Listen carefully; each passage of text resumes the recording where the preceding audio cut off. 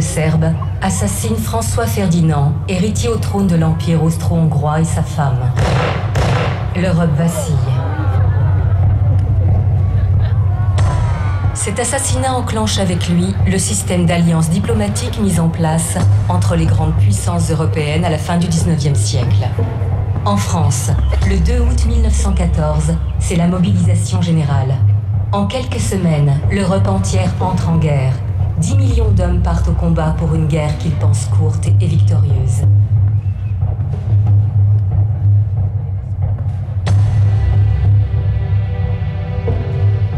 Heureux ceux qui sont morts dans cet embrassement, dans l'étreinte d'honneur et le terrestre aveu. Car cet aveu d'honneur est le commencement et le premier essai d'un éternel aveu. Heureux ceux qui sont morts dans cet écrasement, dans l'accomplissement de ce terrestre vœu, car ce vœu de la terre est le commencement et le premier essai d'une fidélité. Heureux ceux qui sont morts dans ce couronnement et cette obéissance et cette humilité. Heureux ceux qui sont morts, car ils sont retournés dans la première argile et la première terre. Heureux ceux qui sont morts dans une juste guerre. Heureux les épis mûrs et les blés moissonnés. Mère, voici vos fils qui se sont tant battus. Le 5 septembre 1914 à Villeroy, le lieutenant Charles Péguy est tué d'une balle dans le front. Poète et philosophe, il avait écrit une année plus tôt seulement ces vers tristement prémonitoires.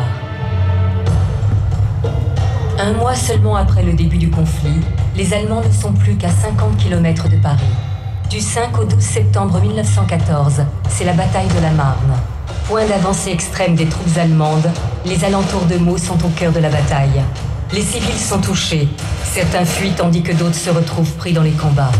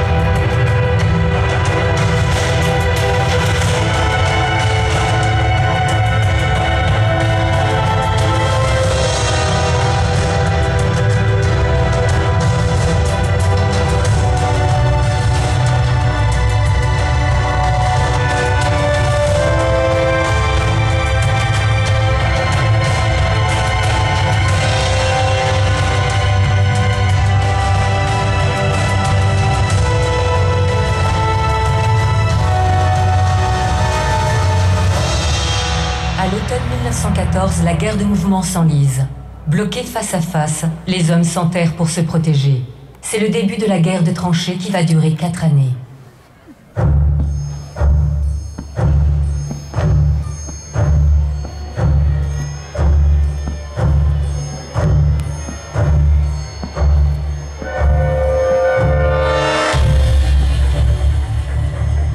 Tout à coup, une étoile intense s'épanouit là-bas, vers les lieux vagues où nous allons.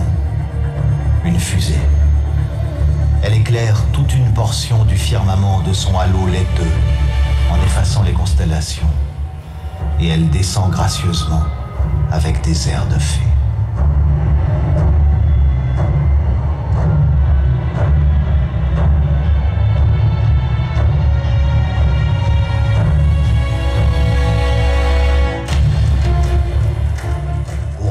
horizontale que l'explosion a instantanément répandue dans le bas du ciel, on voit nettement que devant nous, à 1 kilomètre peut-être, se profile de l'est à l'ouest une crête.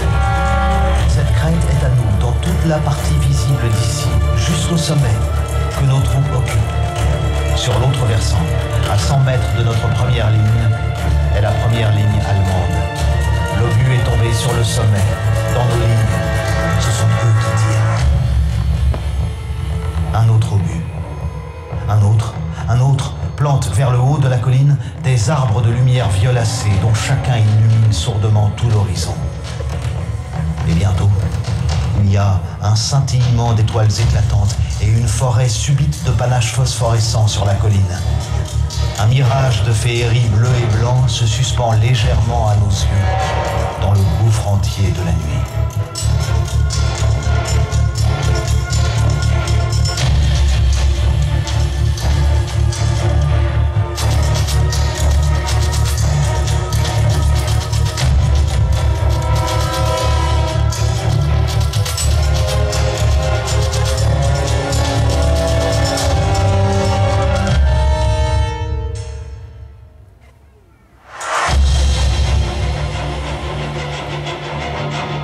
Ceux d'entre nous qui consacrent toutes les forces arc-boutées de leurs bras et de leurs jambes à empêcher leurs vaseux fardeaux trop lourds de leur glisser du dos et à s'empêcher eux-mêmes de glisser par terre, ne voient rien et ne disent rien. Les autres, tout en frissonnant de froid, en grelottant, en reniflant, en s'épongeant le nez avec des mouchoirs mouillés qui pendent de l'aile, en maudissant les obstacles de la route en lambeaux, regardent.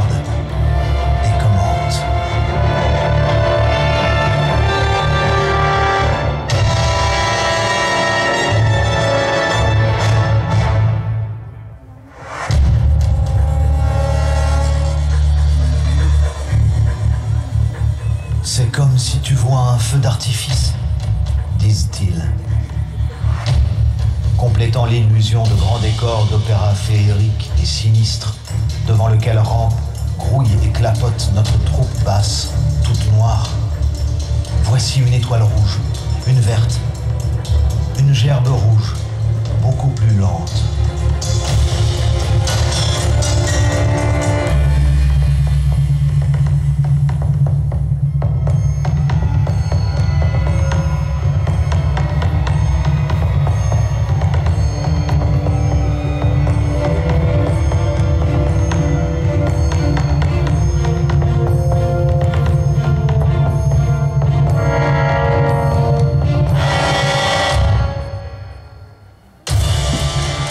C'est enfin décidé à poindre. On voit les choses en salle. Autour de la route, couvert d'une couche de peinture gris-perle avec des empattements de blanc, le monde réel fait tristement son apparition.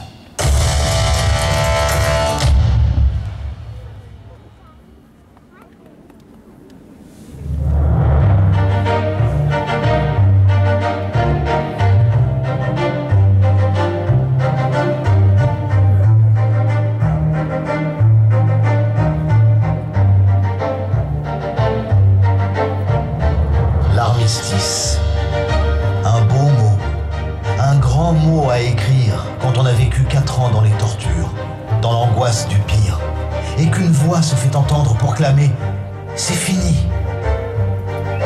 Cependant, s'entretuer ne peut pas être la principale occupation de la vie. La gloire de notre civilisation est de nous mettre en état de vivre presque normalement quelquefois. L'armistice est l'entracte d'un rideau à l'autre. Qu'il soit le bienvenu.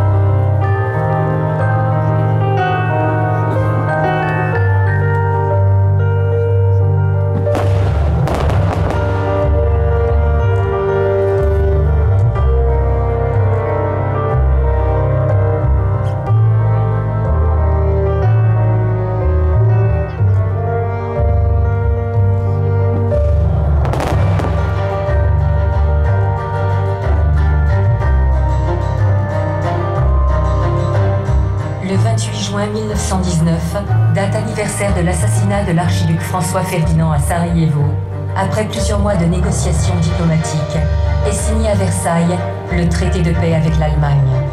Jusqu'en 1923, il sera complété de plusieurs traités de paix avec les autres pays vaincus.